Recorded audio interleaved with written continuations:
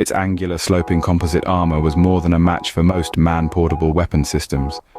But the slightly magically enhanced .70 caliber Euphorium Pentra explosives penetrated through it like they were molten, and it was butter. After perforating the hardened skin, they would embed in the hull or machinery and then detonate.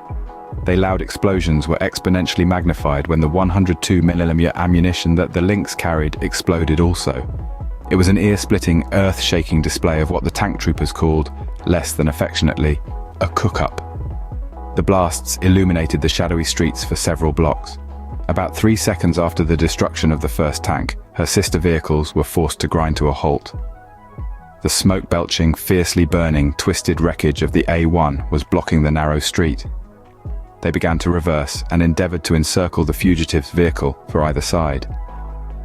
They would have to go around, however. The buildings in the area were 2, 3-story, and to drive through one would risk immobilization under rubble. Jack would be long gone. He knew that it was not over. He glared out and saw that there was a squad of 5 anti-armor warriors about 700 m from the edge of town.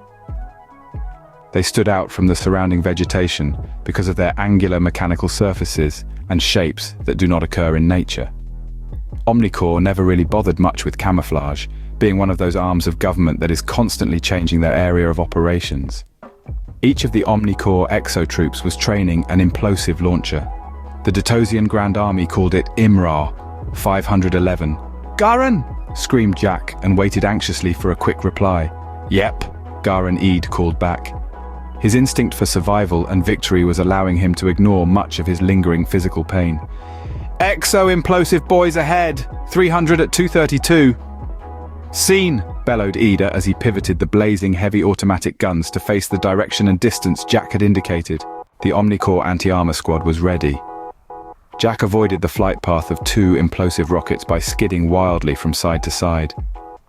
Garen used his talent for marksmanship to dispense 4 of the 5 primary threats to both their lives. Their heavily plated hydraulic exoskeleton armor fared no better than the obsolescent tank's frontal protection did. Most of the special rounds did not even explode inside the Detosians.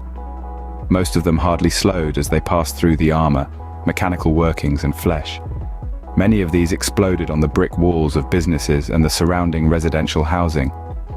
The IMRA 51 rockets that had been launched had decimated the opposite side of the street. With an indescribable inwardly crushing and compacting racket, some of the structures were partially imploded.